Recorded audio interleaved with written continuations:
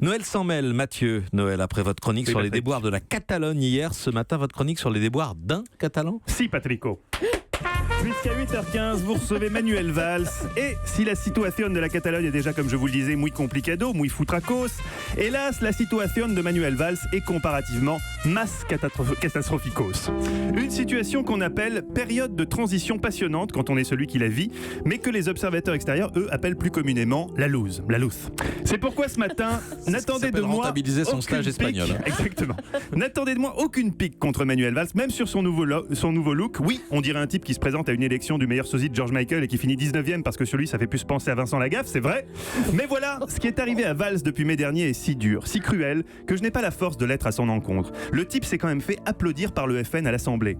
Quand t'as un jour été de gauche, même vaguement, il y a de quoi en avoir gros sur la patate. Muchas cosas en la patata, Patrico. Là-dessus, Mélenchon l'insulte, et qui lui envoie un message de soutien ? Laurent Wauquiez, hashtag vie de merde, hashtag bref, sous une carapace de fiel, j'ai un cœur, un corazón muy grande, et loin de vouloir étriller l'ancien Premier ministre qui aujourd'hui, même sur Tinder, n'a plus aucun match, j'ai envie de le serrer fort contre moi, de l'appeler Valsounet et de lui faire un gros poutou. Car je le confesse, Manuel Valls me rappelle Gilles Mignot en 6ème B. Il était toujours seul à la cantine, Gilou. Même Boule Coco le snobait. On lui lançait des miches de pain rassis en criant « Mignot, tête de veau !»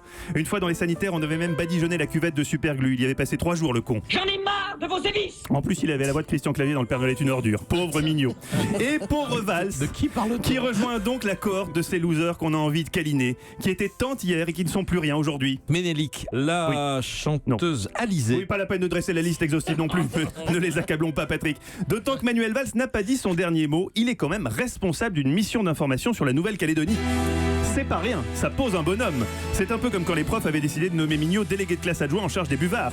Sauf que là, le procès en opportunisme qu'on fait souvent à Valls est injuste. Il adore la Nouvelle-Calédonie. Est-ce le caractère isolé de cette île, toute seule au bout du monde, que la plupart des gens ne savent pas placer sur une carte et dont beaucoup ont oublié jusqu'à l'existence ? Manuel Valls se sent très proche de ce territoire. La question du référendum néo-calédonien l'obsède jour et nuit depuis des mois. C'est vrai ou c'est faux ? Bah évidemment que c'est faux, Einstein, il s'en fout. Tu te doutes bien. Mais voilà, faut exister politiquement.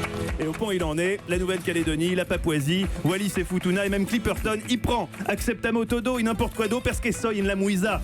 Alors por favor, Paprico, soyez cool avec Manolo. Et Hélène, vous avez le droit d'intervenir durant l'interview de Valls, mais seulement si votre question n'est pas trop méchante. À quoi sert-il ? Là par exemple, non. Evitamos. Evitamos, Elena. Muy bien, c'était Mathieu Noël qu'on retrouve tout à l'heure à midi. Avec Mathieu. un dossier sur le harcèlement sexuel. Pile dans l'actu, Patrick, vous voyez ça ? Formidable. Et Diane Chedouna nous parlera du Picasso érotique. J'espère qu'on mélangera pas les deux sujets. À tout à l'heure, rien ne s'oppose à midi sur Europe 1, Mathieu Noël.